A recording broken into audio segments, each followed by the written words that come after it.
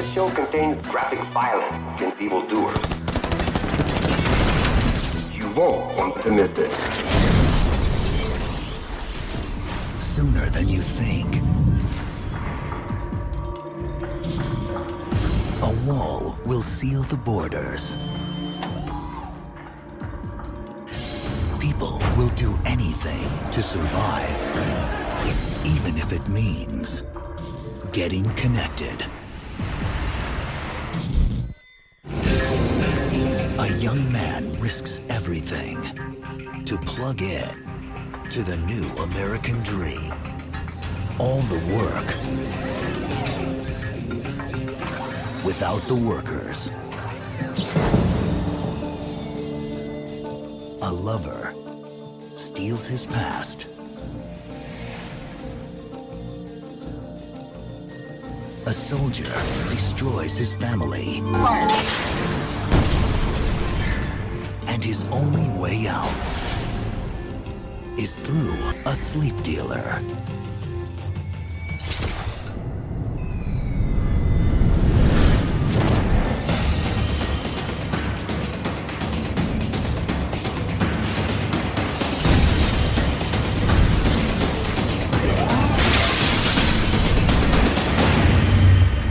Sleep dealer.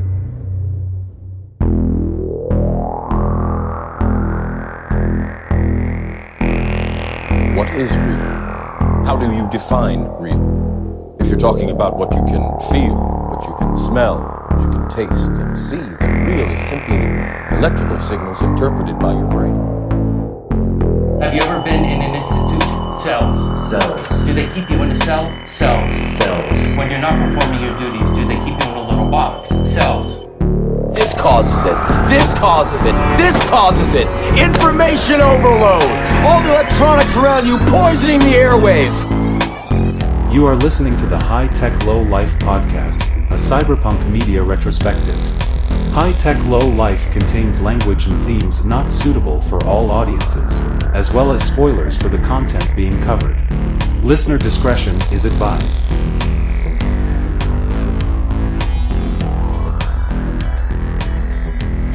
It's the High Tech Low Life program with your hosts Eric and Josh. I'm Eric. I'm Josh. We're back at it one more time. This is it, the final. No, I'm kidding. This is it, the final episode of this week. And yeah, Josh, I'm quitting. It is the final episode of this week. I gotta give you that. Yep. Who knows? I think we probably released a Patreon episode at the beginning of this week if I didn't get too lazy. So, Well, number 2 of 2 is final. It's definitely the final episode we are recording this week. How about that? That's for sure. Anyway, we're doing Sleep Dealer, 2008, directed by Alex Rivera, starring probably nobody you've ever heard of. Luis Fernando Pena. He apparently has done a ton of fucking work in Mexico and Spanish language stuff. Okay. He definitely did not seem like an amateur. No, and actually, I didn't look that far back. His IMDb is very long. Mm-hmm. See, actually, yeah, he did some child acting too. It looks like from the pictures. Yeah, he had been acting for a good decade before this came out. He did a drunk history. Unfortunately, like nothing that I have seen other than this. Yeah. Like I was really expecting when I just flipped through it quickly, like, I was expecting to find out, yeah, he played that random hitman that I liked on Narcos, for 2 episodes or something. But no, apparently not. And then Leonor Varela, the female lead, looked very familiar, but Thomas, Blade 2, nothing. I mean, I've probably just seen her. Doesn't matter. We don't need to talk about this for 30 fucking minutes, but little known cast, little known movie that I actually quite liked. We'll get into it more deeply here in a bit because we got other things to talk about first. That we do. Do we though? Because I didn't prepare anything. We usually like to talk about dystopia. I think it's important to mention that if you're using SNAP benefits, they're not active at the moment. Yeah, it's suboptimal for a lot of people.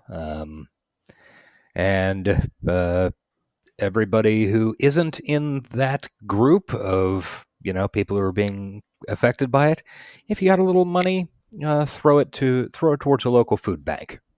Yeah, I'm actually being paid this week for the first time in ages, and I'm hoping to do that. Yeah. Give a little bit. I hear money is better than food because they can just go buy food. Yeah. Money is a lot easier to transport and store. So that is certainly true. Other dystopia news, the Dodgers won the World Series. Yeah, but they didn't get like roll over the other team. It was a fight. Yeah, it was a good series. It was actually a really good series. I didn't get to watch the last game, but I saw some highlights. There were every moment you could want from a baseball game seems like happened in the last 7 games. So yeah, no complaints from me. Yeah, I mean, my only complaint is, it was the Dodgers, which better than the Yankees. Yeah, which is better than the Yankees. Anyway, that's been baseball talk. Sorry, most of you, 98% of you. Everybody fucking hates baseball, but I once again say you should check it out. It's cool. Yeah. All right. That was a dystopia talk. Well, the Dodgers. I mean, okay. I didn't want to talk dystopia anyway.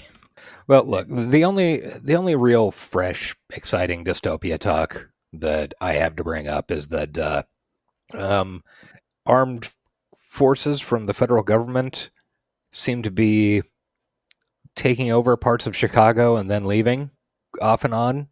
And that's really interesting if you watch the videos. Number one, they seem to be doing a really good job of pissing off people in very conservative suburbs. Mm-hmm.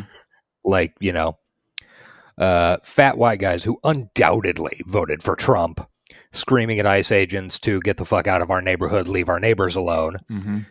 And also, if you watch the videos of it, they're really using the exact same fucking tactics that the military used in all of our fun forever wars for the past, at this point, 30 years. They've got the same tactics going on that they rolled out in fucking Mogadishu, just without helicopters to drop troops in. But, it's... You mean like they're fighting an insurgency? Yeah. They're doing it the same way that they did, when they were searching 100 fucking compounds and neighborhoods a week for bin Laden. It's the same shit. And I'm just going to go out on a limb and say, I don't like it. I don't like seeing that. What a stance taken by Josh of the High Tech Live program. I don't know why I would say something so brave and yet so true, but I'll stand beside you. I also do not like it. I think they should stop immediately and quit their jobs and then go live in a hole for the trials. And pretty much ostracize themselves from human society. Yep. Fuck you all. Yeah. All right. Yeah, they're bad people. Unlike say even all Yankees fans. Yeah. They are in fact bad people. I would even, and this is going out on a limb, and say I would not put ICE in the same basket as a cop, as like your standard garden variety street cop. I've known too many of them. It's just they're a different breed of horror. Well, I've said for years, there is if somebody's a cop, there is certainly a chance that there's even maybe a decent chance that they didn't get into it with the express purpose of kicking people's heads in. Yeah. Especially brown people. With ICE, they don't have that. No. They 100% got into it for that. They knew absolutely that going in. There was no, boy, I really want to be a policeman and help people, or I think I'd be a really good detective and solve crimes. No, I mean, there's none of that with ICE. Yeah. It's exclusively, hey, I want to kick brown people. And maybe shoot them. Ideally, shoot them. Yeah, that's true. And then wear your nice pepperball priests. Pepperball priests. Wear your nice Nazi-esque long coat to trial and all the other things the Jesus ice agents are fucking doing. Christ, man. All right, I was fine with baseball being our end dystopia story. Yeah, sorry about that.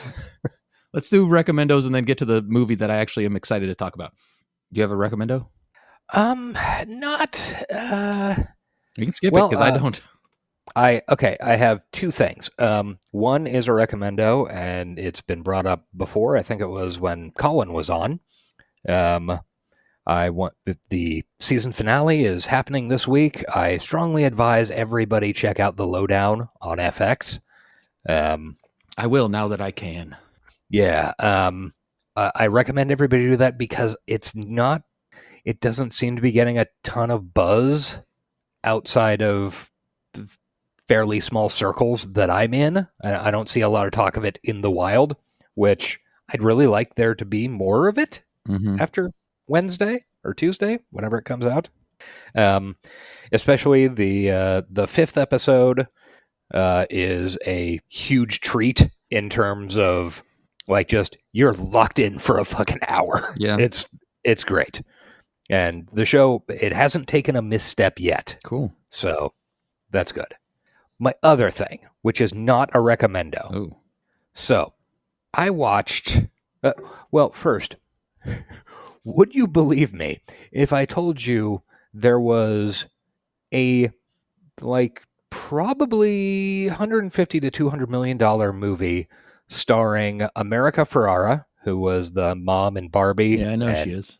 Yeah, and Matthew McConaughey that came out 2 weeks ago. No, I would not. Yeah, I would have had to have heard of this. Yeah, I agree with you, right? But no, it did happen. It just happened on Apple TV. Oh. It's a film called The Lost Bus. Wow. And it is about the I can't remember the name of the fucking fire. One of the wildfires in California. I don't know. It's 2018, I think. And it, there's one every year, so pick a year. Yeah. This was like kind of one of the big ones. I remember one of the big. It's the one that burnt down that town, probably. Yes, exactly. Yeah. And there, it's based on a true story. It's about this guy who's a fucking bus driver in this town. He's about to leave for the day, and then gets the emergency call and goes and picks up 23 or 24 kids from an elementary school who couldn't get out, and their parents couldn't get to them, and then basically gets lost in the smoke and the fire and shit, and saves these kids, and it's a very inspiring story, etc., etc. And the movie's it's whatever. But the fact that I was surprised. Wait. There's a Matthew McConaughey. There is a huge, in terms of money, Matthew McConaughey movie that came out a week ago. Did you? And I have never heard of it. Was there a theatrical release, or was it straight to Apple? I think it was mostly Apple. I think there was one of those minimal 10 screen, 10 screens for Oscar eligibility type of releases. Apple is a crazy streaming service. They put out some really good stuff, and their marketing seems to be completely non-existent. And so a lot of really good stuff flies under the radar. That's where Neuromancer's come in, right? Yep. So get ready for one season of that, no matter how good it is. Yeah. But yeah, that's crazy. Yeah. I mean, it seemed insane to me that Matthew McConaughey is, at least theoretically, we are not in, I don't know what, 2012, pre-McConaissance. Yeah. So you would think and I would totally understand if there was some little, human drama, small family drama movie that he was in that came out and I didn't hear about. No, that wouldn't shock me at all. But this is a big movie with a bunch of special effects and shit. And it just appeared, and I have not seen a single person talk about it. We are in a very strange media landscape. Yeah, I agree. I don't... Go ahead. And going back to the Apple not promoting stuff, I just want to use this as a chance to bring up my favorite, not quite conspiracy theory. All right. That Amazon's like app, Amazon Prime's app Mm-hmm. is so fucking bad and has remained bad since it started, specifically because Amazon would prefer you to be watching on your computer, so that way you're on your computer and might think, well, fuck, I could use some, new kitchen knives or whatever and do shopping. Yeah. On- They are integrated very strangely when I go to Prime Video on my computer. It is weird, but most people, like, I don't know. I wonder how most people watch. They watch it on like a Roku or something, right? Yeah, I mean that's how And I it's bad do on that. everything. Oh yeah, the app is crap. I mean, it's just like It's not my It's favorite, a- but it's not bad on the PS5. yeah, the fact that unlike every other streaming service, and I mean, on the one hand, every other streaming service has done their best to get worse and worse Mhm. over time. True. Um, As is everything else Amazon- in the world. yeah, Amazon started bad and remains exactly as bad as it was, Consistent. 10 years ago when it was first on my PS4 or whatever. Yeah. It just like all the interface is just kind of crappy and crinkly and everything. All the thumbnails are in fucking SD for some reason, because sure, why would you update those? But, like, I just don't think there are a lot of people with computers. I mean, yeah, I don't know. I don't think Yeah. there's nearly as many as there used to be, because everything Yeah. you used to do on a computer, you can do on a phone or a tablet, and only us dorks actually have them, or people who have them for work. Yeah. So I don't know. Anyway, Amazon sucks. Yeah. Fuck them anyway. I haven't any recommenders. I've been watching House of Guinness. Jury's still out on whether I like it or not enough to recommend it. So we'll hold on that. I attempted the first episode. I might go back to it at some point. Just the way it started with there's like maps and bold text with keywords on it. Yeah, they do. Bouncing at me. They do that a lot less, but they do, like, they love converting currency. When somebody says, "I'll give you $10,000," and it'll smash up $150 million today, And it just like immediately turned me the fuck off. I was like, oh no, I hate this viscerally. I don't know what it is that is setting me off about it, but I hate this. I will say I was slow to pick it up, but by the second episode, I was like, okay, and then I'm kind of into it now. Once again, not giving it a positive review though. I haven't. We'll see when I finish it. Because they got to stick the landing. But I've been to so many of those places, and that's fun to watch. Yeah. I've seen those big ass kettles of beer. All right. Let's talk about Sleep Dealer. I always want to say, is it Sleep Dealer or The Sleep Dealer? All I've seen everywhere is it's cleaner. Sleep Dealer. It is cleaner. Yeah. All Which, right. okay, one more quick thing before Sure. we start talking about this movie. Okay. They're making a sequel to The Social Network, David Fincher's, was that 2009 Mhm. film about the founding of Facebook. Yeah. This time, Aaron Sorkin is going to both write and direct it. It's probably going to be very bad. Regardless, they are missing out on a huge opportunity to not just call it Social Network. Oh, because why? Because it's cleaner. Oh, okay. You know, It's not as big of a failure as the Bad Boys for Life thing, but that's the biggest failure. but it's still missing a huge opportunity. Even Will Smith admitted to that failure. Yeah. Speaking of wordplay, I'll start this conversation on Sleep Dealer off by saying it's got some fantastic Spanish wordplay in it that I quite enjoyed, with words like coyote and cybracero. That's fucking fantastic. Yeah. There's lots of little good bits of business in this, just in the background.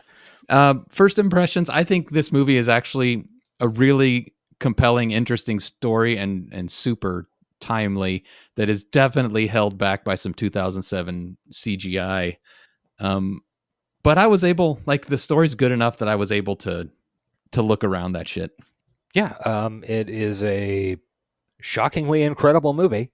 I really wish that things had gone differently somehow, and some studio exec had said, "Hey, you made that movie Sleep Dealer last year, right? Well, what if we gave you $30 million to remake it?" Yeah, that's what it needs. It just needs some money. It needs what happened with Robert Rodriguez and El Mariachi / Desperado. Mm-hmm. Yeah. And I wouldn't change the cast. I wouldn't really change anything. I would just update the CGI, which is pretty rough. There are little bits and pieces, just in terms of dramatic arc and stuff that I would mess with. Mm-hmm. This is a very good example of a super promising first film, right? First big narrative feature, because some of the rhythms from a full length feature aren't quite there.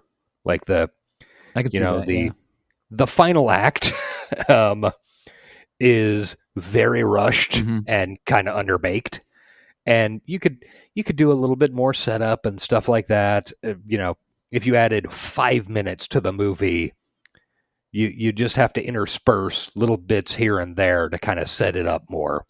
But that's the kind of 5 minutes wouldn't kill it, because it's only a tight 90. Yeah, film. It's a tight 90. Yeah, but that's the type of thing that's a 5th or 6th draft thing.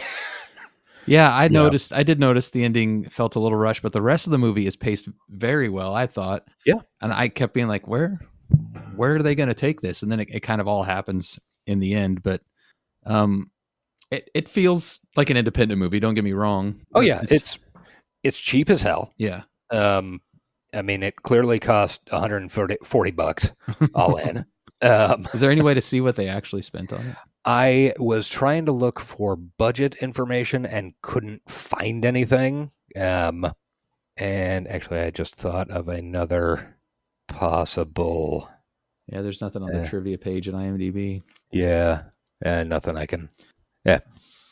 Yeah, I couldn't find anything about the budget. The Wilhelm scream when the man falls off a horse, which I definitely clocked. Oh yeah, yeah. I couldn't find any budget information. I assume this is probably, let's see, this is digital, so they're not paying for fucking film. This is probably like a, I don't know, $20,000 movie. Oh shit! Okay, that's a lot less than I thought. I mean, there's not a lot to it, and if you're shooting in Mexico, you can get away with, There's a lot of CGI though, which, I mean, in 2007 had to cost something. To some extent, the director is also a digital media artist. Oh, okay.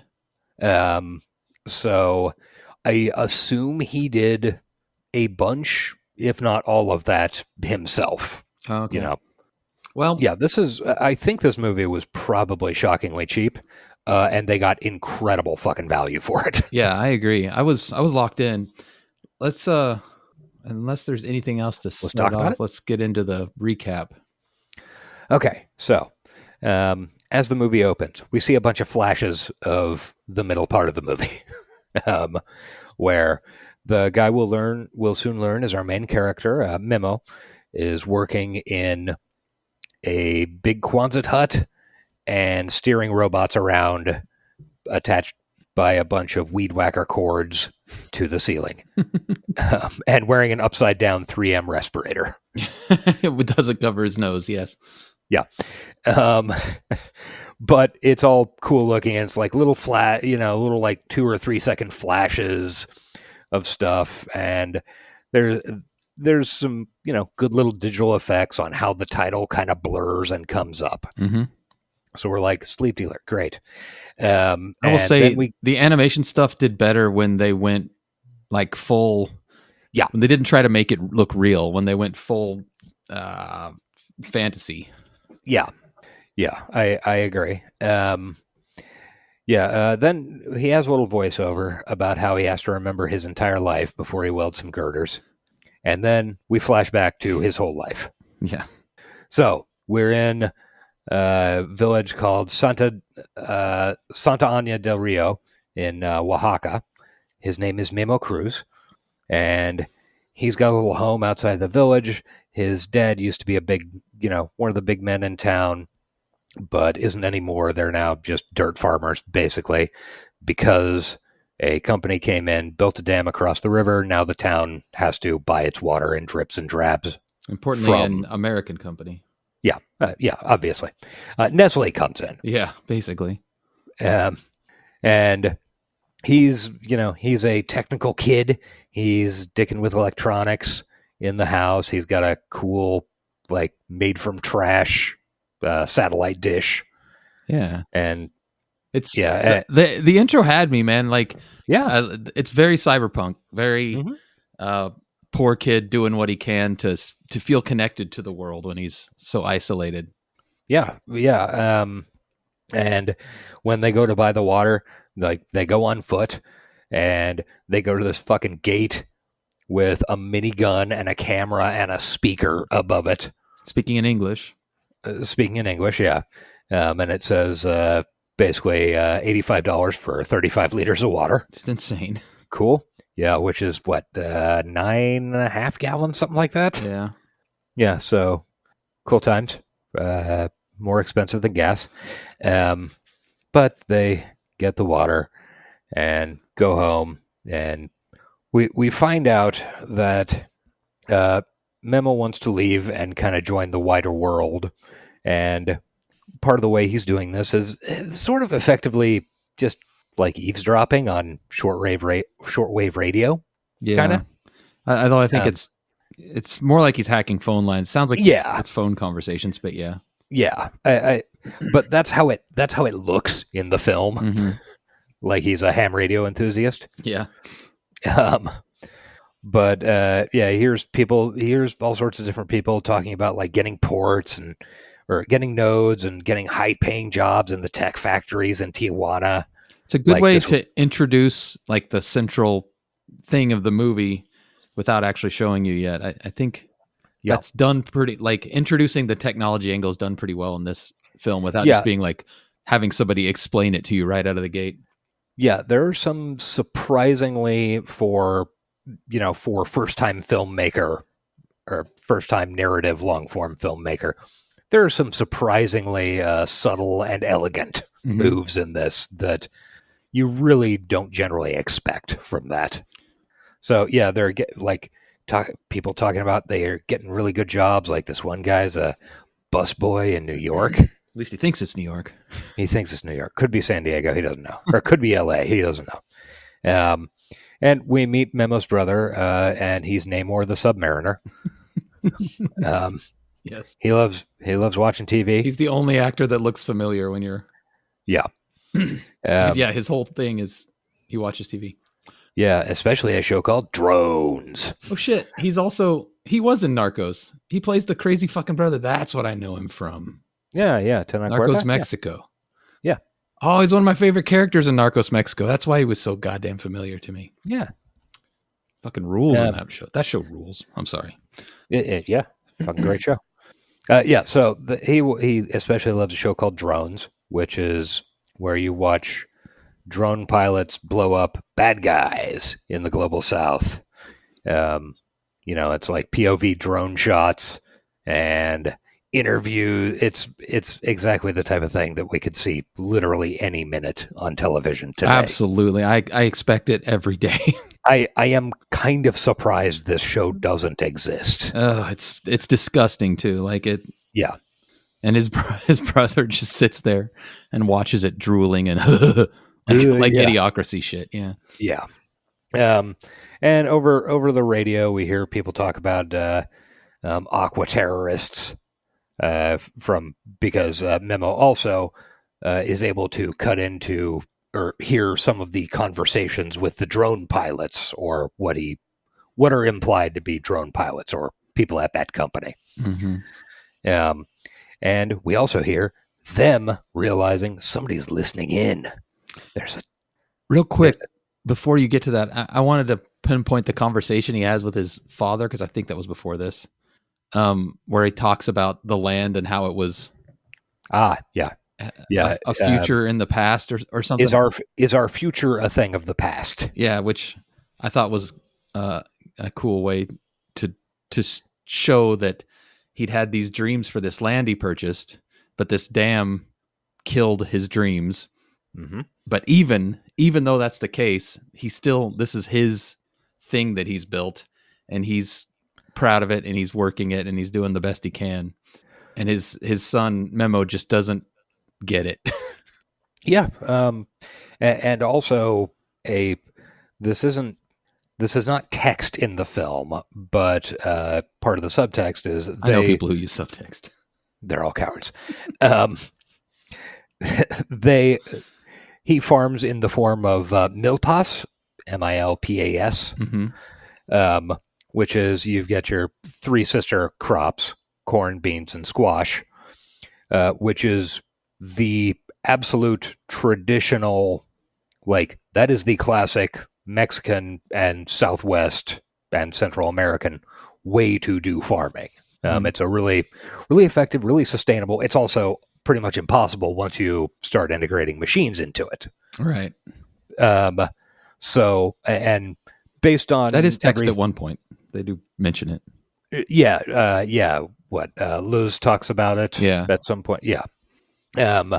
But yeah, and I think that is very specific and intentional on the part of the filmmaker based on everything I was able to read and see about what he, did. I think it was so. They show them watering just hand watering all the plants that got such little water. They have to not waste a drop. Yeah. Yeah. It's a bummer situation. Yeah. Not good. Like bad times.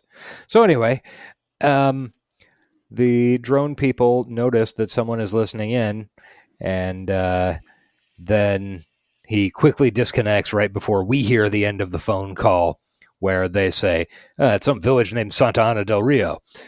And then we're like, the kid's like, shit. Oh, he hangs up and let's hope that problem solves itself. So anyway, the next day, his brother, and his mom go to a party in town. Dad stays home. His brother is taking advantage of this just felt like Luke going to see Ben Kenobi, knowing what he was going to come back to. Yeah, no shit. Yeah, it is. Actually, it is almost exactly that. Yeah. So yeah, the brothers watching TV at this party, and we see a commercial about memory dealers, a company called Trudeau that buys and then sells memories. So that's definitely that's definitely not going to be a plot point later. And we start watching drones again, and it's really cool. And we see this little interview with a guy named Rudy Ramirez in San Diego, and he works for a company called Del Rio Security. And he's a fucking rookie, and it's his very first mission, and he's got to go take out these fucking Terrys. The Terrys. And we see him, the POV cam on the drone, flying to go take out some Terrys, and it flies. This episode gives us an excuse to use that GIF on the Discord. Yeah, it does. I'm always looking for one. That's the Key and Peele sketch we're talking about, if you don't know. I just lean out behind Eric. My hair is the shape of a baseball hat.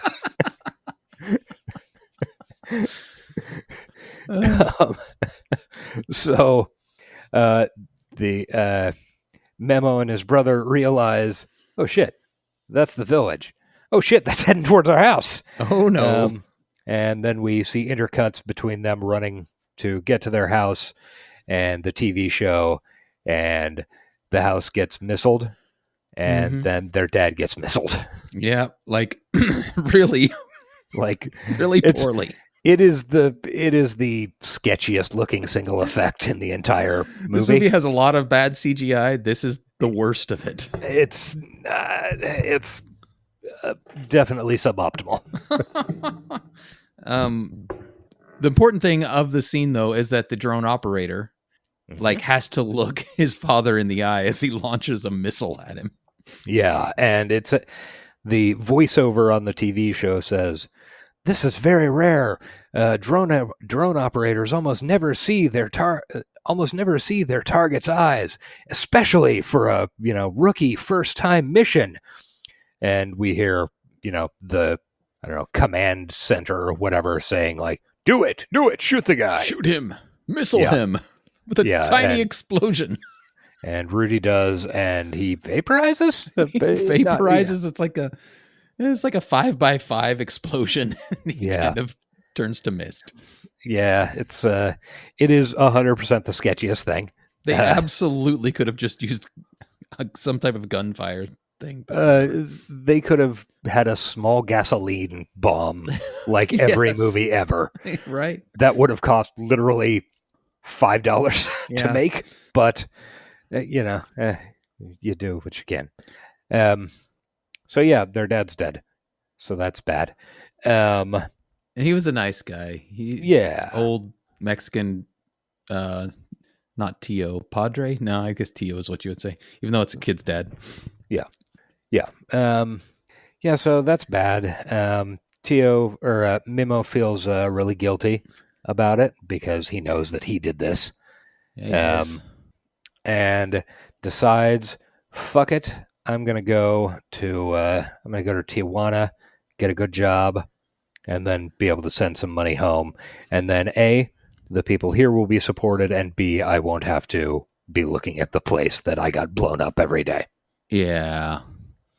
So we do that. We hop on a fucking bus. And then we meet Luz, a writer, quote marks. And she has nodes. She's also feisty. You can tell by the way that she talks back to the bus's security guard guy. Yeah, I like Luz. Yeah. So yeah, she ends up just sitting next to Memo and talks about going to Tijuana, where she's from, and he explains a little bit about how, I'm going to find work and blah, blah, blah. And she's got these fucking nodes that allow her to plug into whatever, other people, machines, etc. He's excited to learn how you get those and how much you got to pay, and she gives him some tips, which don't end up working out too well, but whatever. No. And this scene, I especially noted when they're just sitting in the bus talking, is very fucking charming, small film shit, where all of the sound is real. It's a goddamn bus rattling down the road. And sometimes you can tell the road gets a little worse, so the rattles change. Oh, really? I didn't. And it's all live dialogue, where I think, any movie with any more budget than this would have probably either ADR'd all the dialogue, right, or they would have just had a bus set and green screened movement behind the characters. But no, they're literally in a fucking bus rolling down the road. Well, you know what the scene reminds me of? What's that scene remind you of? Season 2 of Dawson's Creek. Dawson's on a bus with Eve. Dawson's on a bus with the protagonist antagonist. I don't know what she is. Of the sexiest ep ever. Indian Summer. And she's talking about how she runs a little hot. Anyway. Yeah, good times. I mean, there's a little bit of that. She's being sexy. Yeah. And we'll He's find a out. good-looking kid too. Yeah. We'll find out pretty shortly why she's doing this. So we enter Tijuana, Ciudad del Futuro, city of the future. Yeah. We see some scenes of it being a big city and kind of scary for a farm boy. Yeah. Lots of crowds and this stuff. This movie has it talks a lot about crossing borders or lines. And one of the line is from the rural into the city. And then there's also the border, Mexico to America. I like the way they use those metaphors quite a bit. There's also, I don't know, it's halfway into the movie probably. Memo and voiceover talks about how he's finally crossed over the line and is now in the global economy because he has the nodes. Right. Yeah. Crossing into getting the nodes is crossing another border. It's a theme that keeps popping up, and I think it's effective. Fucking smart. Yeah. And I like I said, I really wish that somebody had handed this director $40 million and said, "Hey, you want to do a like slightly higher Viz version of this? Yeah, Go for me it." too. Although it is very charming in this state as well. I mean, it is like, honestly, it's the type of thing that you could totally get away with spending a couple of $1 million and just redoing the CG elements. Yeah. And it would be much more palatable. Palatable and sellable to the general public. Mm-hmm. But anyway, so yeah, he's wandering around the city, and then we cut to Luz, and she logs into a thing called. She goes to her apartment, and she has a video voicemail from some debt collectors about her school loans, and they say flat out, if you don't give us some money, we're going to come to your apartment and beat you up and take all your shit. Right? You do realize that? So that's one thing about this future, it is a capitalist hellhole. Yeah, it is. They make that clear over and over, from the water to the to her student loans. Eventually, the dude tries to send money to his family, and the fucking fees they take out of it are insane. Yeah, like it hit like that shit was felt, dude. Because I mean, we all know what's happening. Everything is costing money now, and it's getting more and more every day. There was this time in the teens when all these apps were coming out and they were all free, and it's like, this is what our world's going to be like. Everything's just pay as you need. Fucking that's gone. Everything is expensive. Everything costs money, and it's getting more and more and more. Yeah. Yeah. So, then she logs into her True Note account. She sells memories, and not very well, it seems. No, she's not being successful. She's interested in these social stories and, these little slices of life of, two farmers in a little bit of conflict over a well, and, a traditional healer doing some healing. And, most of her videos seem to have like a download. Hard to compete with the drone TV show. Yeah, I mean, how can you beat that? So she then goes ahead and uploads her memories of the drive from her ride on the bus with Memo, and labels it like migrant from Santa Ana del Rio, Oaxaca. And it's a nice little story about how we kind of do a voiceover thing about how Tijuana is the largest border town in the world, and even though the border has been closed for a long time now, it still draws people in from the outskirts, and Memo is one of them. And this is just one migrant story. I really love how this movie treated Tijuana, honestly, because American movies give Tijuana such a dirty rap. Yeah. And I mean, I don't have anything really to say about it beyond that, other than it seemed to be handled with a lot more care than an American movie would.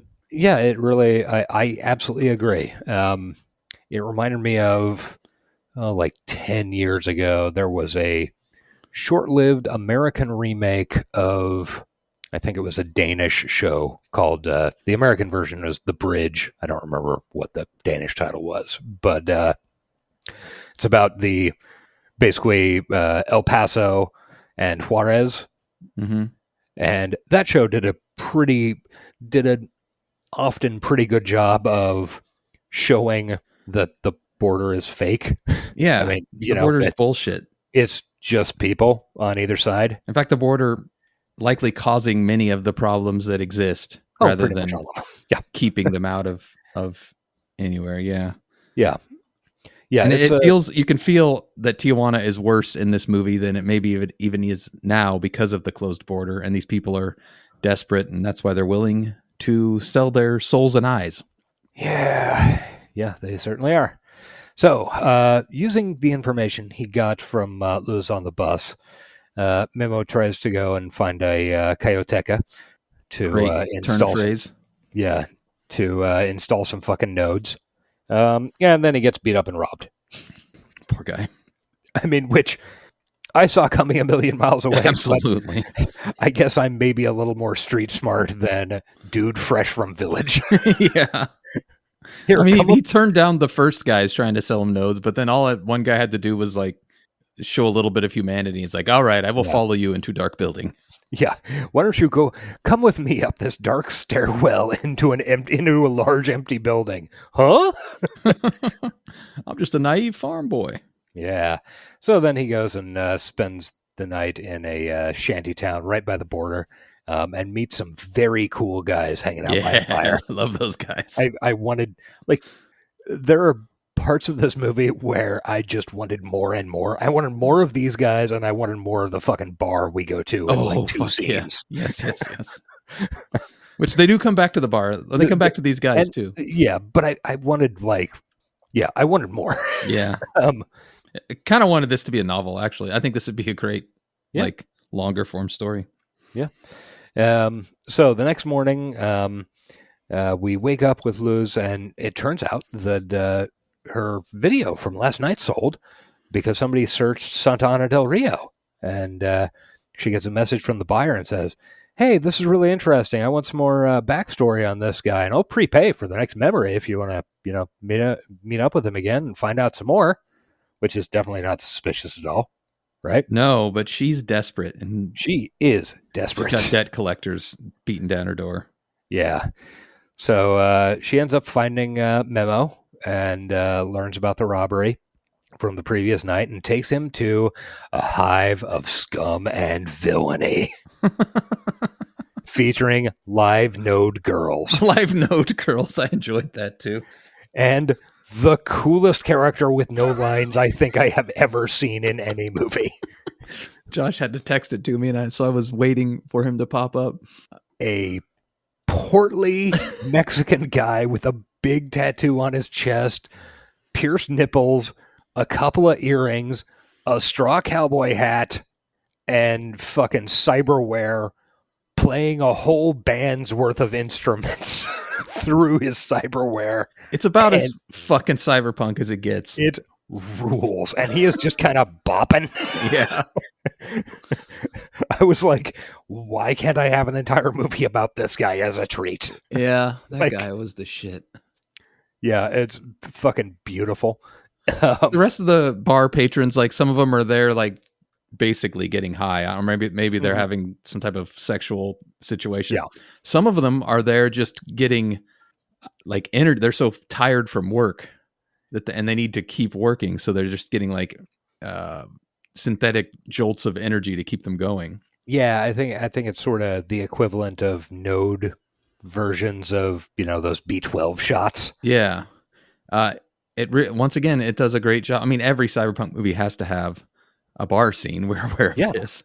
And this one does a good job of showing this world of desperation, not just like the seeking of pleasure, but like just the need to go on and keep working. Well, and also this movie does a really good job of having been across the border a number of times. This bar and then the bar/restaurant that they go to in a later scene, though these are both bars that I have been in. Yeah. Like, if they're almost the exact same. Like, there wasn't a shirtless guy playing cyber instruments, but there was a fat shirtless guy in a straw cowboy hat over in the corner. I mean, and it's really well observed, I guess. So then we go into the back of the bar, and it turns out that Luz herself can install nodes. She just doesn't have the equipment in her place. So she calls in a favor, uses the equipment there, and sticks some fucking nodes in Memo. Yeah, I like that she learned by watching her ex-boyfriend do it. And we see her ex-boyfriend later, and he has the best haircut. He kind of rules. He is obviously a complete piece of shit, and is pretty great. We get a little bit of a warning about how these are the best kind you can get on the street, but you still have to worry about short circuits because they're street. They're they're high-end street tech, but they're still street. Yeah. Um, This honestly was about the best case scenario for Memo, because I was real worried where he was going to get these fucking nodes from, given the options they had showed us at this point. Yeah. And the fact that she was installing them, I'm like, okay, she seems to at least have her shit together and maybe washes her hands first, at least. Yeah. Yeah. There's some disinfecting going on. We see that. Yeah. And then we get some neat little visuals of kind of nervous system shit, and we hear some VO about how he is excited he can finally join the global economy, which is a stomach-turning sentiment. Yeah, I mean, it really is, because like we know that's bad, but for him it's his dream, and it's boy, I want to return profit for shareholders. Exactly. Yeah, and I mean that's I years ago, God, it has to be almost 10 years ago now, I took a course called The Geographies of Globalization, which I'm sure I've talked about on this and previous shows a couple of times. But it's a real ugly field because, globalization has yanked a lot of people out of poverty. I mean, on the other hand, it's also, forced a lot of people into poverty. But nowadays, sometimes some of those people in poverty can get like a 32-inch LCD TV. Yeah. Which might sound facetious, but on the other hand, boy, it's nice to have the option of a little bit of entertainment.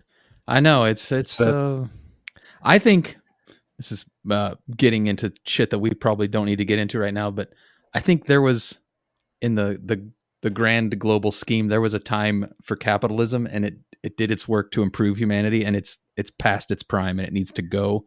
But maybe it was needed for a little while to advance the species. I don't know. Don't quote me on that. I have no education.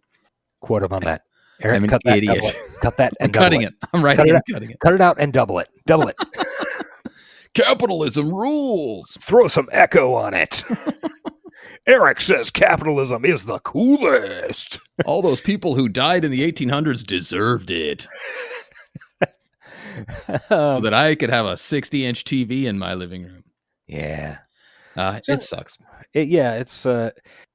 And this movie, setting aside the plot for a second, this movie did a really good job of something that has been of conveying something that's been in the background of a lot of movies we've watched, and only occasionally glanced at in terms of, literal content. It's subtext, so it's for cowards. But later we get a little speech about how Memo is being drained of his energy by this system, and that's exactly what the dam did to his hometown. And that's something that is like that's a version of a message that is theoretically in all of your thinking cyberpunk, where we have cybernetic modifications. People do not even though in our minds, seeing it as science fiction, we go, yeah, it'd be fucking cool to have metal arms, Yes. I mean, because it'd be fucking cool. Or like Kid Stealth legs. Wouldn't Yes, that rule? absolutely. That'd be That would great. rule. By the way, drink whenever Josh brings up Kid Stealth. Drink whenever Eric brings up Hatchet Man. Okay. Yeah. Yeah, I mean, it'd be cool to have, 7 points worth of cyberware. Yeah. Yeah. Absolutely. On the other hand, all of these characters are inherently literally selling their bodies for continued existence or advantage so they can continue existing and advance in the world. Oh yeah, it's not for leisure. I mean, in some cases there are some exceptions, but for the most part in these stories, it is to survive in this crazy fucking world. Yeah, and that is bad. We need to say over and over. Yeah, and cyberpunk worlds are bad. Yeah, and this movie is one of the very few that comes out and pretty much says that. Yeah. On it is what it says on the wrapper. This is not a good thing, and they show you with the old guys at the fire. This does not end well for anybody except for the shareholders. Yeah, and I want to come into the movie for that. I agree. So anyway, the next day he goes and gets a job at a fucking factory. Yep. I appreciate how they just threw it right in. Just he gets the nodes, and the next thing he's like at work. I didn't need to see anything in between. Yeah, next day he's at Cybracero, which Great fucking name. It really is. For the audience, if you're unaware, the United States had, starting in I think 1914, something called the Braceros program, which allowed regular migration of short and medium term immigrant workers for, like, say, agricultural cycles, stuff like that. And this ended in 84, I think, 86, under Reagan, which is, when we really started heavily criminalizing immigration. Yeah. Because Ronald Reagan is just a guy who worked out the best for our country. He's a great president, and there were no negative consequences for any of that. But anyway, that was called Canada. That was called the Braceros program. So Cybraceros is a good bit of business. It's a fantastic fucking name, as is Coyote, because if you look at coyotes are the people who smuggle people across the border, which they're basically doing the same job, only via these nodes. Dude was on it with his his naming of this stuff. I am so disappointed. I really want to. I'm excited to see his other movie, his other full length film, which was called, I think, Infiltrators. Yeah, I've got it up here. 2019, which also has, I think, based on the description I read, it seems like it is the first section of One Battle After Another, where a bunch of people sneak into a migrant camp to free all the migrants. Yeah. So I'm really interested to see that. Yeah, I wish this guy had made that's a good point. Films in the past year. Yeah, I agree. Which leads me to what I was going to say is that, like, this movie hit really hard right now. This is the time to watch this type of art, I guess, to get I don't know, man. It's maybe this movie wouldn't have affected me so strongly. I don't know. Was there ever a time when this wasn't a problem, though? This was made in 2007. Like, this shit's been going on, I think, since Reagan, maybe before. I do think that this movie is hitting especially hard right at this fucking minute. Like, had we watched it for, randomly in 2018, we would have been like, man, that sucks and is very real. But I don't think it would have been as effective or affecting. Just the fucking atrocities being committed to maintain that stupid goddamn line on the map is it's infuriating. And the movie I was getting enraged at parts of it that probably weren't even intended to enrage. Just him standing at the fence looking across. Yeah. Oh, it's fucking infuriating, dude. I hate this fucking world we built. Yeah, it's no good, man. It's no good. Back to the movie. So we go to the factory. The factory is a Quonset hut full of upside-down 3M respirators, a weed whacker line that reacts when you expose it to black light. Yeah. Which some of it does. I would say I use this orange shit that probably would. Yeah. And contact lenses. So what you do is you plug your nodes into the weed whacker line and then put in the contacts, and you're suddenly in another job. He is a welder robot doing high iron work, building skyscrapers in San Diego. He controls a Wall-E. It's a Wall-E looking thing, which maybe this is a prequel. Actually, I think Wall-E was a couple of years after this. So it's a very similar looking robot. And this is, I don't know how much, I don't know if this was intentional or not, but one of the things you learn when you learn about the history of, like, New York and Chicago and construction of skyscrapers and stuff is that a huge number of the workers for the high iron work, like he's doing, were effectively imported because there was a belief that Native Americans did not suffer from fear of heights. Wow. So a huge number of the people who built the skyscrapers in New York and Chicago were like Mohawk Indians from Canada. And that's just a weird little historic bit of business where they'd come work on a building and then go back to the reservations. Well, it's also still true for skyscrapers in like Dubai and Qatar. Yeah. Unfortunately, that seems to be more of a slave situation. Yeah. But yeah. So Slavery's back, baby. It is. Never went away. Hey, one thing this movie is missing that we typically see, especially in last week's episode, robots you can fuck. It's true. You can fuck with the nodes, but there's no robots, and I'm happy fine for the with that. break. Yeah, I really am. Yes. Like, that is a running theme on our show, and I don't like it very much. I'm not a fan of it either. Yeah. See, yeah. Anyway, so he does this job. The CG is obviously inexpensive, but it's pretty okay. I mean, especially when it's in full just robot view. Yeah, it's just animation. And there's like when he first logs in, there's a really tiny bit of business where a menu pops up and asks like language, and it's got Spanish and Tagalog and I don't know, like probably 15 different language choices. Deutsch was on there. Yeah, and it does auto translation, but just the way that menu popped up, I was like, yeah, this is exactly what that would be, right? I mean, 100%.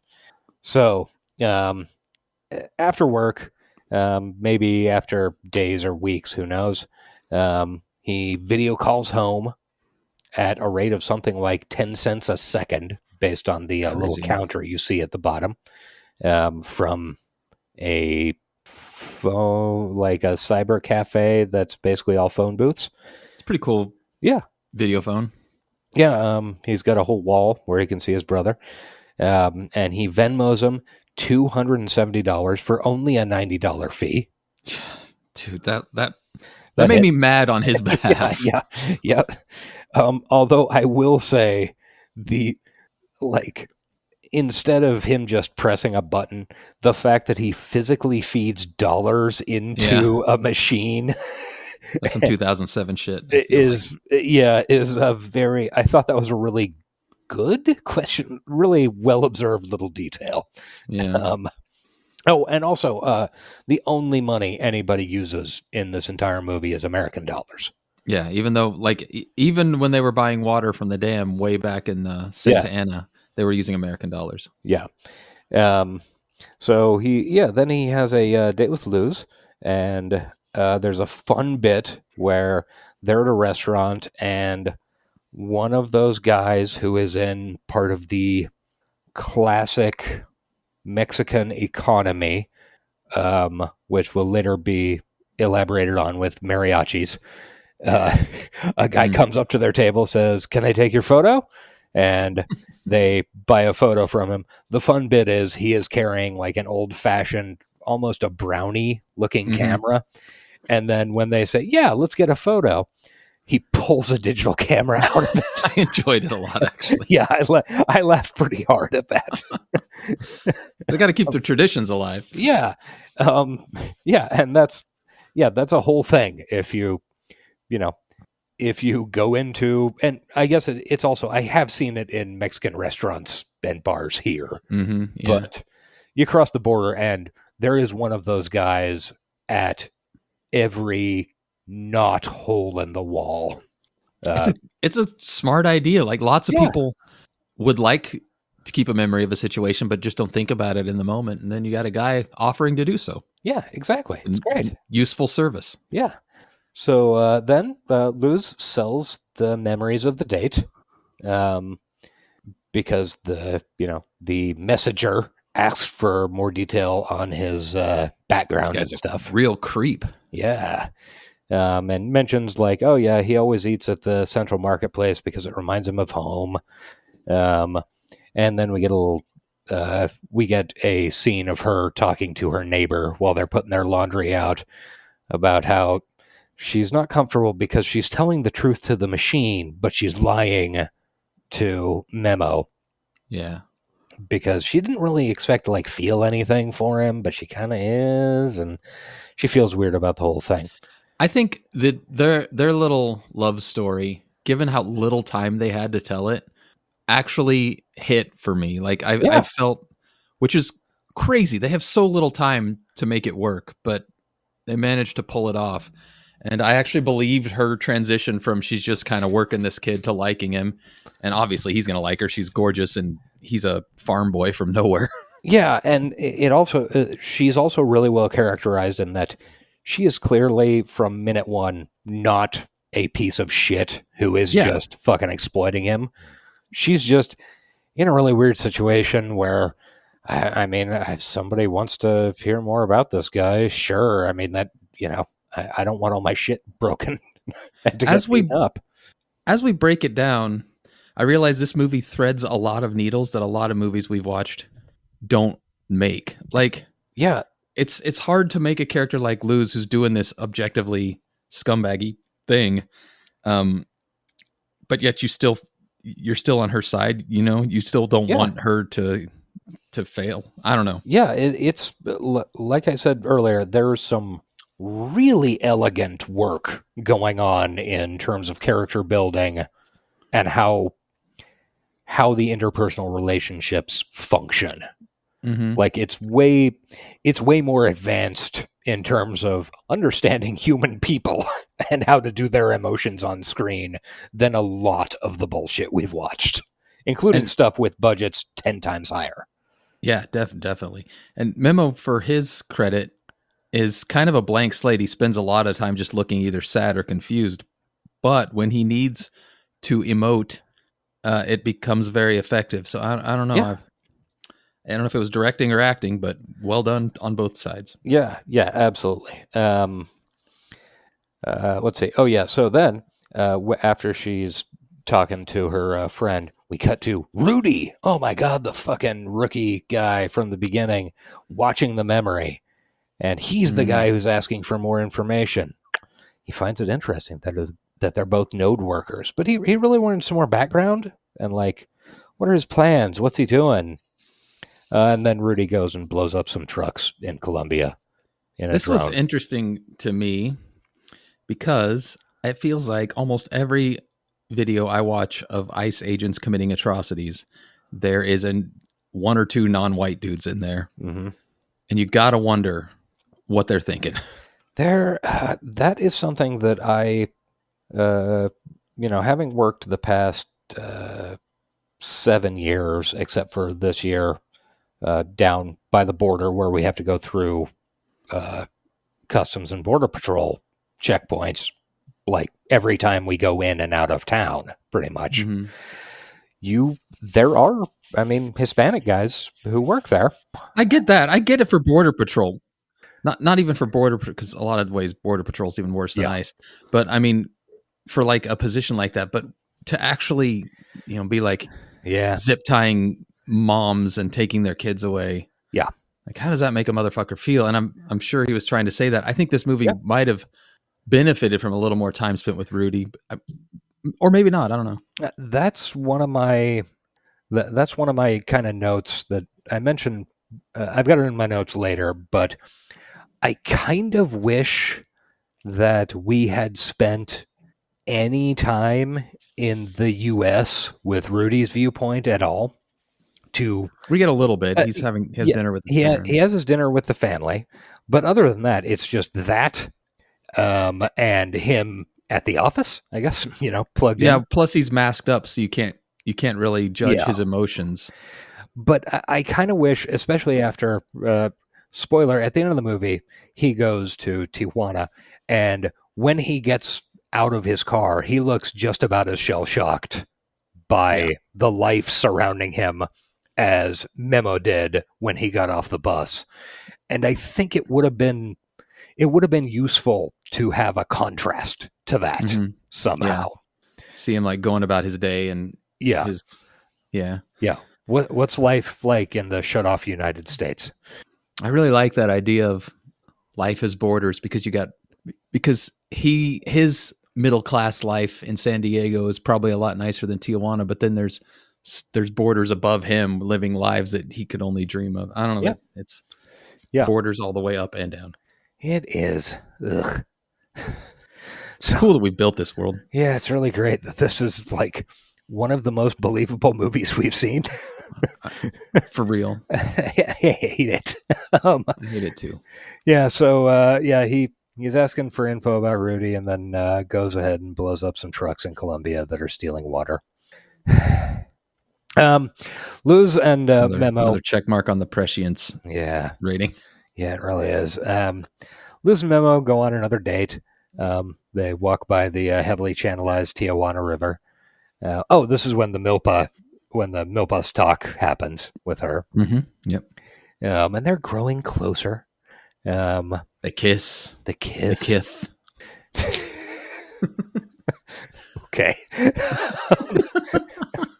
Can't say the word kiss without the Tyson accent.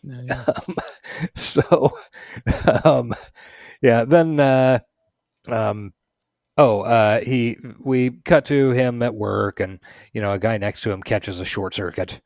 And while Memo is helping the manager take him out of the building, Memo catches notices the code to open the door from the inside, because good eye, Memo. Apparently they're locked in. And then also this guy fucking dies on the line, and they just send him back to work. Yep. Plug back in.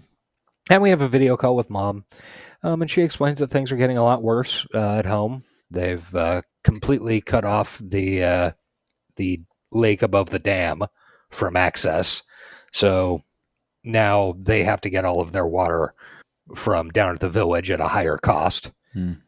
And they just don't know what's going to happen and what how things are going to shake out.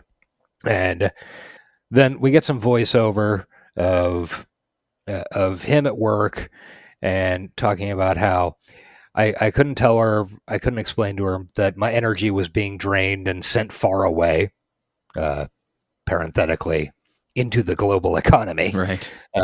And what happened to the river was happening to me. I was being dammed up and sent other places where I didn't help. I was barely able to help the people who were relying on me. Mm-hmm. And it emphasizes this with a shot of a big pipeline going away from the dam stuff. And so this is our making the subtext text portion.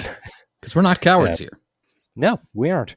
And then they're on another date, and Luz tells him about the fact that she makes most of her money selling memories. She tries to come clean. Yeah, she tries. She tells him that she sells memories, but not like us memories. Yeah. And she does. And he's weirded out by it too. Yeah, he is. He's like, oh, that seems odd. And that I can't remember his exact phrasing, but like, yeah, that doesn't seem great. You're not really a writer, more of a narrator, Luz. Yeah, I think there's some since what I was watching on since I was watching this on YouTube, Same. And at some points, like I wasn't quite sure how much she was actually saying writer in Spanish, because at a later point she says something about how I've never met one of my readers before in the subtitles, but in the Spanish, in the spoken text, it's spectores. Yeah, which isn't reader. Yeah. Yeah. So I'm not. I didn't realize that until 20 minutes before the end of the movie on my notes watch 3 hours ago. Yeah. So I didn't go back and investigate further. But yeah, it could be some translation stuff there. Yeah. So she says the only thing that nodes are good for is to destroy the distance between people. Like, these borders are fake, and we need to, people need to know more people. So the only thing that nodes are good for is to connect us and to let us see. And then we have a noded up sex scene. Yeah, baby. And it actually kind of works. Like the CG, this is where the CG worked the best, in my opinion, because they just went full on psychedelic with it. Yeah, it just kind of blurs and like a memory pops out of here and there. And yeah. Right. You kind of get the impression like you're kind of banging while you are in their brain. Yeah. Yeah. So yeah, it's totally fine. It feels like that's been done in another. What was it Demolition Man? What was Demolition Man? Demolition Man does have that. Yes. We have also seen that in something on the show. I don't remember what. I don't either. I was thinking Demolition Man. Sandra Was it Bullock. Existence? Sandra Bullock's coming back to our show. I just realized she'll be so excited on Blue Sky. Yes. Sandra Bullock official. Yes. Yeah, I think it was Existence actually. Yeah. So then the next day we go to the beach. We see the Pacific Ocean. He's never seen it before. Why would he? He's from Oaxaca. Yeah. And we see the anti-Terry surfer wall. That was a good line, yeah. And we meet some mariachi guys who show up and basically like stand 6 inches from them and say, "We'll play you a song if you want." She's like, "No, thank you." And they're like, "Well, how about these cables?" Yeah. And she's like, "They're always no, get out of here. They're always here. They do the same shit every day." Which again, that's another cultural thing, and it reminded me of that scene in No Country for Old Men, yeah, where Josh Brolin has been shot and is dying on the street in Mexico, and he's like bleeding out, and he wakes up to mariachis like 6 inches from his face playing at him, and he like hands them a little bit of money. I gotta limps off. Gotta admit, if I'm eating in a Mexican restaurant and those guys come up, I am in for a song. Oh yeah. Every time. Well, yeah, of course. And I'm tipping. Yeah. Well, what are you, an animal? Jesus, of course. Yeah. So then Memo tells her he's feeling kind of weird. You can tell he's down. Yeah. And he tells her all about his dad and why he came here. He spills his guts. Yeah. And then she goes ahead and sells the memory, but says this has to be the last video. I can't do this anymore. I feel like I'm exploiting him, which she is. She absolutely is. And then we see Rudy clearly conflicted about it and getting that. I think message. Rudy was looking for proof that he did a good thing, right? He was like, okay, if I can find that he's a terrorist and find his next move, then what I did was for the best. But now he's like, uh-oh. I just killed some kid's farmer dad. Yeah. It's not what Rudy was hoping to hear at all. And because good on Rudy, I guess. Most people would just be like, let's just assume the best outcome so that I can sleep at night. I mean, they're brown, so obviously they were terrorists. He's brown too, though. Oh no. Shit. Is this another layer to this movie? It's a moral conundrum. And then we go to Rudy's family dinner, where we find out his whole family have been soldiers for generations. His dad does not seem to have much of an accent, but I really feel like his mother has a pretty heavy Mexican accent. So, she and the border's been closed for like, I don't know, less than 12 years. I think at some point 12 years is, is bandied about as when the border closed. So, I think his mother is an immigrant, and he's only on this side of the wall by the grace of fucking good luck. Yep. Like so many children of immigrants. Yeah. So there we go back to our ICE agents thing again. But they're very adamant that he did a good thing, that he was killing bad guys. Yeah. Don't think about it too much. Don't think about it. Just assume the best. Yeah. So it's great. So Memo goes to Luz's while she's out. By the way, I think that works pretty well for a lot of people in positions of like military or police power until you start zip tying old women. And then I wonder how you do that. How do you justify that in your brain? How does it work anymore? And leave a toddler in the backseat of a car where you have just abducted their parents. Yeah. That ain't no Terry. No. I'm getting mad again. Let's keep going. Yeah, let's roll on. Okay. Memo goes to Luz's while she's out. And he sits down at her computer and sees that, she sold memories of him. And he's bitch. pretty upset and sad. Yeah, I would be too. And this is another point where there is a lot of restraint on hand in terms of the filmmakers and the actor, because a scene like this where she shows up, he says, "You sold memories of us." That's an easy way, like that would be an easy avenue to go big down. And they don't. Like, he's just really disappointed and sad about the whole thing. Yeah, and he bails. Yeah, and he's not overdoing it. Right. Also, yeah, and he's like, I don't know if that. It was his only good thing. He said it at one point. The only connection he feels is with her, because connection's a big part of this show. He's lost it to his home. He never had it to where he's living now, and she was the only thing that gave it to him, and now it's gone too. So what do? Yeah. You go work a 12-hour night shift. You go work doubles and night shifts, and so he does that, and she looks around and tries to find him. And it was mentioned earlier that she has no idea where she lives. He won't tell her because he's still in that shanty town. Yeah, he's ashamed of it. Although he has the coolest neighbors on earth. He really does. And he has a great conversation with them about this. Never trust a woman with nodes. Yep.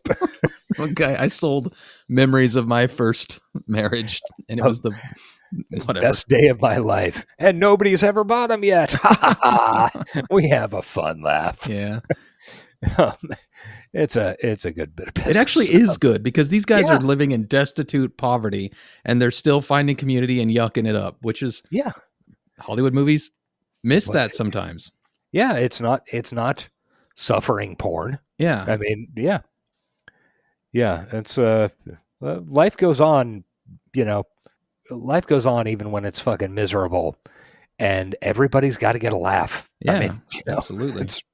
That's part of why I do this show.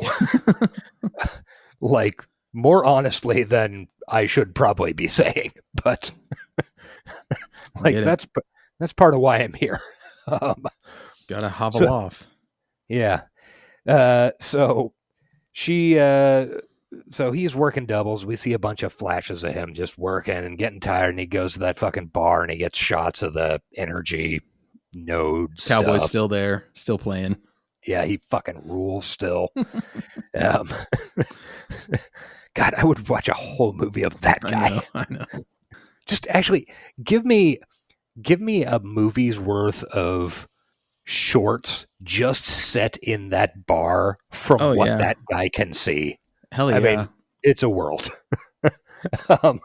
So we also see cuts of her like writing a letter and trying to get it to him, like by, talking to people and whatever. And then we see Rudy in his car. It's a VW because this was shot in Mexico. And he's crossing the border on vacation. So he has apparently reached a point. Yeah. What is that point? We don't know yet.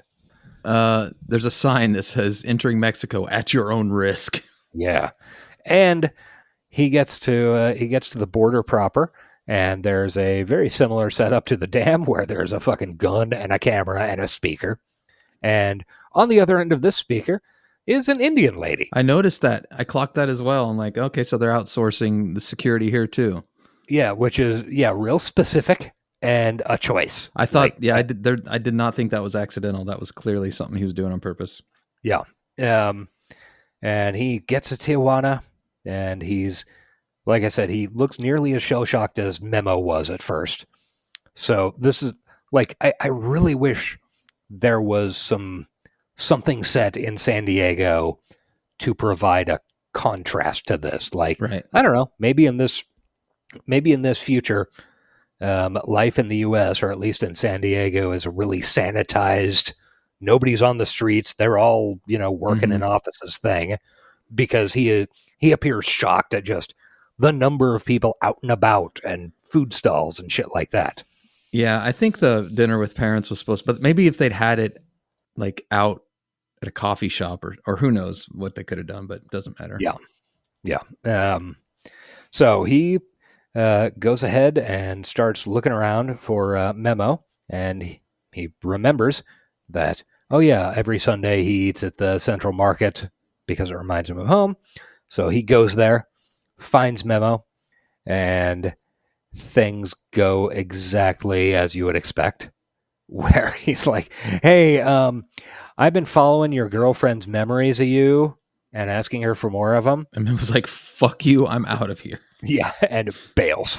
By the way, Rudy has been in a lot of shit. Has he? I didn't look him up.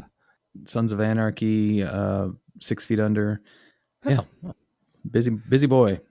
So yeah, he finds Memo and tells him that, and tries to explain, like, when I was a kid, I just wanted to be a soldier like the rest of my family, and then before I knew it, I was a pilot, and my first mission was your dad, and I don't like it. Basically, which is understandable. And then Memo's like, fuck off, and runs away onto a bus.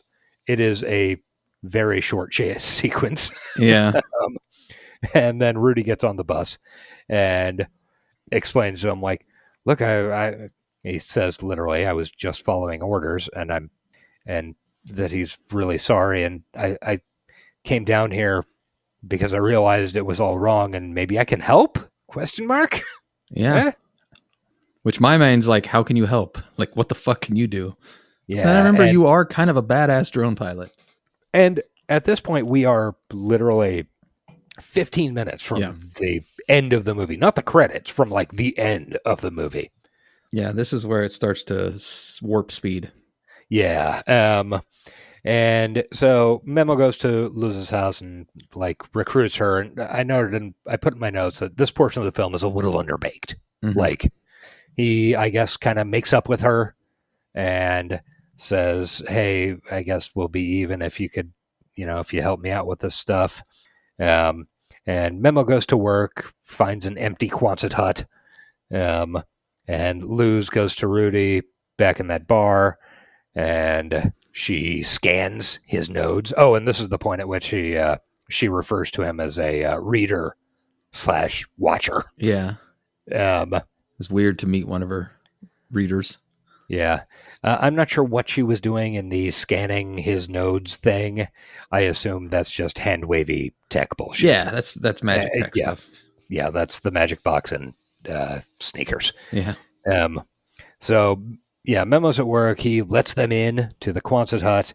They somehow hack the terminal, and Rudy logs into a fucking drone, from his work. And then he goes in to blow up the fucking dam, because that is what Memo thought could help. Yes. This would have been cool if it had been given a little more time, because you forget that Memo's kind of a little hacksaw. Yeah. Which he doesn't really have any time between the first scene and this one to show, but he does have skills, and I'm pretty sure that's what he's putting to use here. Yeah, a full 4/5 of the movie that is forgotten about. Yeah. But, yeah. So, yeah, he flies with the drone to blow up the dam. There's a little dogfight with some other drones. For any aspiring Terrys out there, if you're going to blow up a dam, you got to warn people.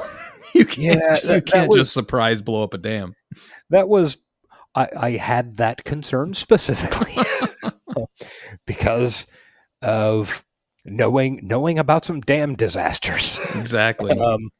It does not go well, generally, but in this movie, it worked out okay. Yeah. But if anybody out there...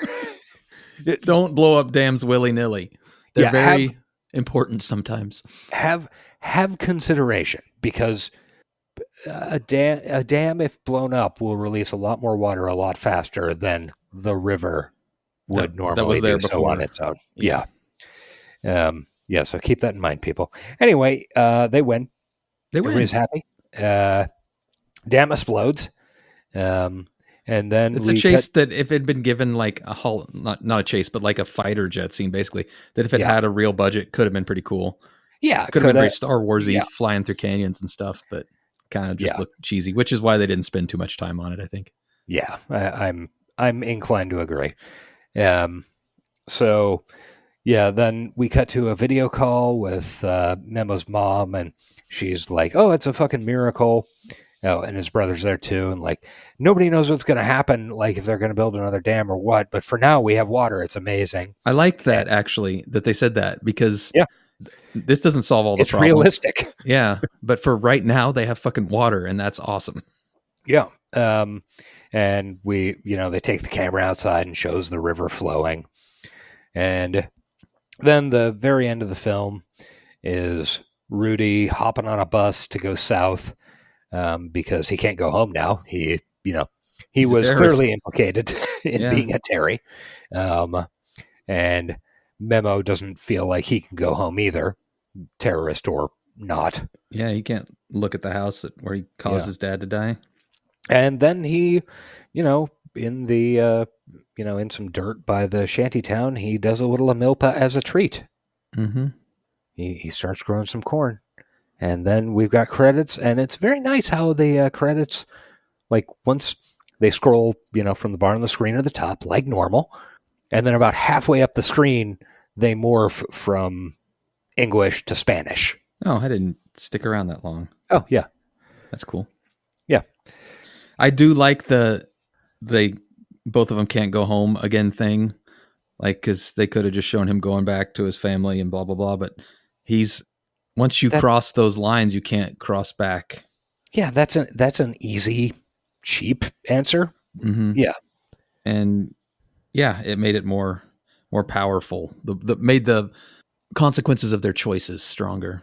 Yeah. And yeah, this movie was absolutely fucking great. Like, I would not hesitate to recommend this to anybody unless they really hated subtitles. Particularly right now, like it was bringing up emotions as you're watching it. Yeah. Even though it was made almost 20 years ago. Yeah. Oh, Jesus. Yeah. 18 or whatever. Okay. You want to hear a little bit about this movie's performance? Yeah, let's do it. Even though I don't have any, budget info. So this opened at the Sundance Film Festival in 2008 and then got a release, quote marks, April 17, 2009. It made total domestic or $80,000, 136 or $80,136. Worldwide, it made $107,000. Extra 27, okay. Yeah, extra 20. Its widest release was 18 theaters, which is like, man, this movie, like, I feel like this movie could have done well if it had been given a shot. Yeah. I mean, it did well. It's like they liked it at Sundance. Yeah. Yeah. The director has gotten a number of pretty good sized awards off of this. Like, he got a MacArthur Genius Grant 10 years ago or something like that. And it's clearly a good fucking movie. But would you like to hear about its opening weekend? Sure. Do it quick. It opened at number. Take a guess. Pick a number. What number at the box office was it that weekend? It made $35,000. 12? 49th. I was like, I'm going to go a little lower to make Josh's number more funny. So I dropped it from 18th, which was still nowhere near. The next weekend, it was 73rd at the box office. Oh, poor Sleep Dealer. Yeah, it deserves so much better. Anyway, that weekend, number one at the box office was an all-time classic, 17 again. All-time classic. Yeah. Number two, State of Play, which I think was Ben Affleck. Is that right? I have no idea. I think it's a remake of a British... Oh, no, it's Russell Crowe. Yeah, it's a remake of like a British miniseries. Number three, Hannah Montana, the movie. Okay. How do you compete with that? Yeah, exactly. Number four, Monsters vs. Aliens, which I think was a animated DreamWorks thing. Probably, yeah. 5, Fast and Furious. Nice. Yeah, solid, which was the fourth one, I think. Yeah. Number 6, opening this weekend, Crank High Voltage. Oh, is that the first one or the second one? Second one. Second one. Okay. I saw the first one in the theater, but not the second one. The next one, number 7, a film in its fourth week that I know we both saw, Observe and Report, Yeah, which was a good movie. it was. I forgot all about it till this moment, but yeah. Yeah, just wait. We're coming up on something else that's going to make you remember it. Okay. Then like number 8's like Knowing, which was a really weird Nicolas Cage film directed by Alex Proyas, where he's like psychic, I think. Sure. Not important. Anyway, jumping ahead to something interesting. Number 16 is Taken. Okay. So that's been the past 20 years of Liam Particular Neeson's set career. of skills, yeah. Yeah. And number 17, the other version of Observe and Report, Paul Blart. Paul Mall Blart. Blart. I was going to say it. God damn it. I could have beat you. Paul Blart Mall Blart. Let's get this thing its ratings. Yes.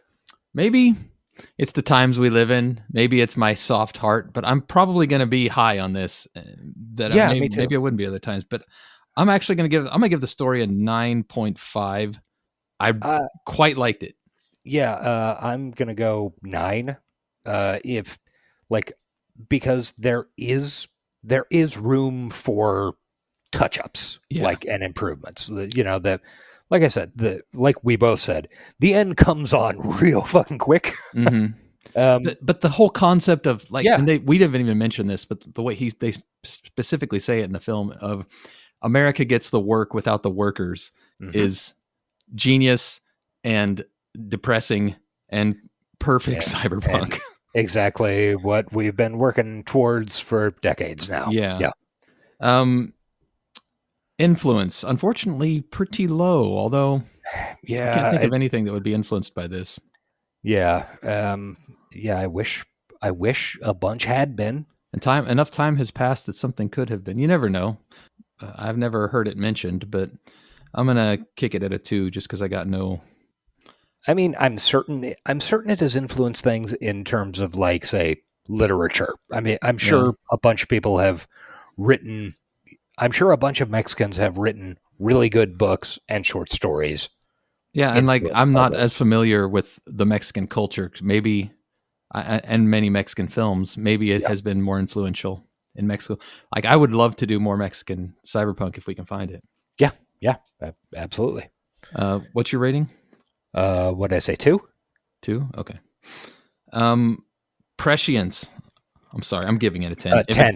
If it's 10. I don't think there's any fucking argument. This is tomorrow. the things that haven't happened, I'm expecting to happen at any moment. So Yeah. the node stuff, honestly, as far as jacking in goes, the way they present it here is the most realistic way that could be portrayed, I feel like. So Yeah, it's really upsettingly fucking prescient. I mean, I hate it. So and it was made 18 years ago. yeah. Good God. Yeah. Style. I wonder if we were doing this podcast 18 years ago and we were rating the movie then, would it seem as prescient? I think maybe it wouldn't. I don't think it would. I don't. I think we'd be like, this is clearly satire. Things could never get that bad. Sweet summer children.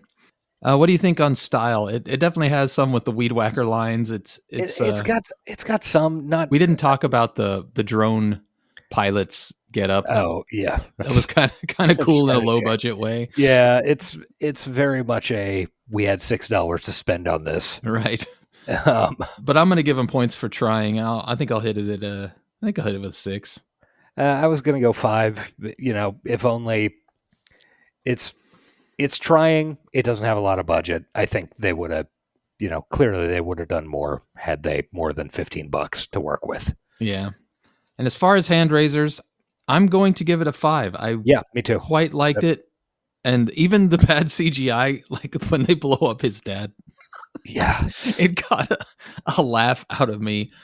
I don't know. Maybe absurdly bad is better than just kind of bad. Here's the thing about this movie. You can see every fucking seam. Mm-hmm. This is very clearly a first-time long-form filmmaker. He clearly has no money. None. Yeah.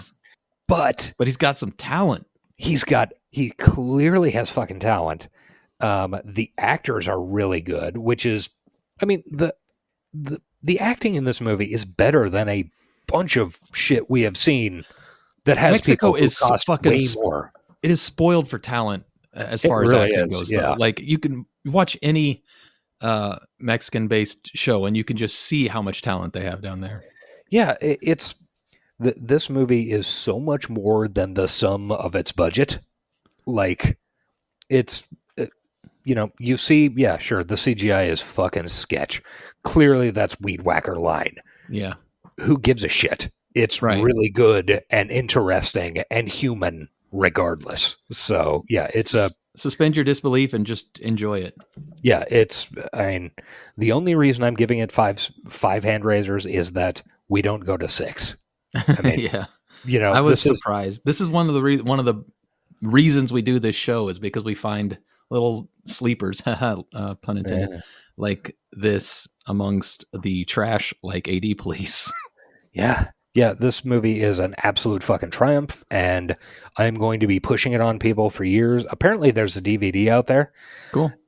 Which I might, if I can find it cheap, I might just buy like 15 fucking copies and start handing them out. Yeah, get it going. Let people know about it, especially right now, man. Jesus.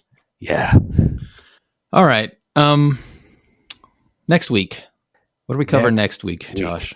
We are covering The 10% Thief by Lavanya Lakshmarayan. Is that right? It's better than I would have done. That's why I kicked it to you. Okay, sure. It is it Indian specifically? Yes. Is she Indian? Yes, she is. Well, I think she might be... God, I can't remember if she's Indian Canadian or Indian American. Okay. I don't want to get my South Asians mixed up. Yes. The book is set in India. Lavanya Lakshminarayan. Okay. Okay. It is a novel, so we'll probably have our resident book guy on for that. Yeah. It is very good. I read it 2 or 3 years ago, I think, when it came out, and I really enjoyed it. It manages to... Oh, God. Wow. Okay. So that was 5 years ago. It was published in February of 2020, and I remember getting it when it came out. I think you mentioned it on Johnny in a Minute. Yeah, where time is collapsing on us. Mm-hmm. Yeah, it is. I remember it as being very fucking good, and it sets a high difficulty for itself.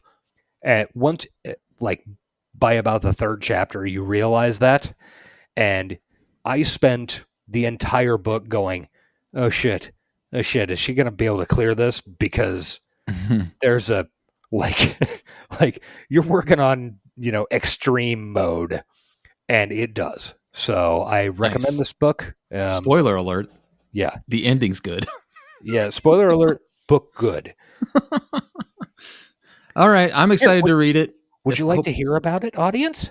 Yeah, do it quickly. We're over 2 hours. Welcome to Apex City, formerly Bangalore. Here, technology is the key to survival, productivity is power, and even the self must be engineered for the only noble goal in life, success. Everything is decided by mathematically perfect bell curve. With the right image, values, and opinions, you can ascend to the glittering heights of the 10%, the virtual elite, and have the world at your feet. The less fortunate struggle among the workaday 70% or fall to the precarious 20%, and below that lies deportation to the ranks of the analogs with no access to electricity, running water, or even humanity. The system has no flaws and cannot be questioned until a single daring theft sets events in motion that will change the city forever. That sounds like the type of shit we like to talk about.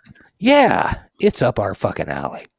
Also strange. It's called Apex City, formerly Bangalore.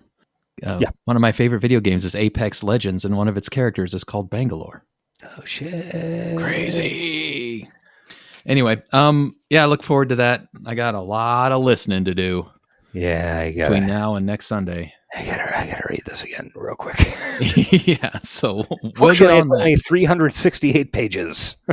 In the meantime, if you somehow sat through this and haven't watched Sleep Dealer, go spend $4 and watch it on YouTube. It's very good. Thank you for listening so far. Yeah, and it's honestly, it's worth if you happen to have another service where you can purchase it but not rent it, it's worth it. Yeah. You know what else is worth it? $5 to get on our Patreon. You can hear us talk about a 27-year-old Mel Gibson movie. We just recently watched Payback because we talked about it a few episodes ago and wanted to revisit it. And it is a fine film with a unfine lead actor. It's morally confusing. Morally confusing for a number of reasons. He does open it by punching a woman in the face. It's uncomfortable. We like this movie.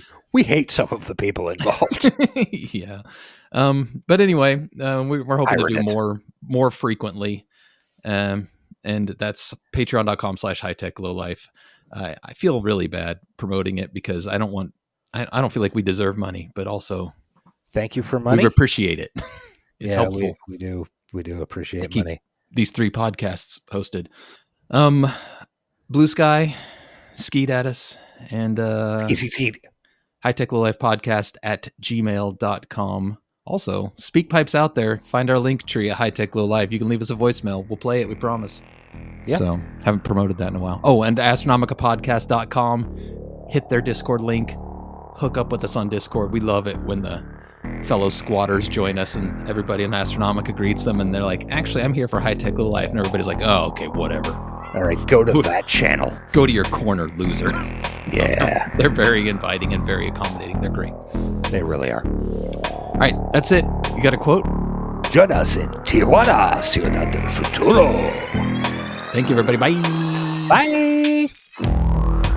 This has been the High Tech Low Life podcast. Find us on Blue Sky at High Tech Low Life. Email us at hightechlowlifepodcast@gmail.com and find us on Patreon at patreon.com/hightechlowlife. Theme music by Nihilor at nihilor.com. Thank you for listening.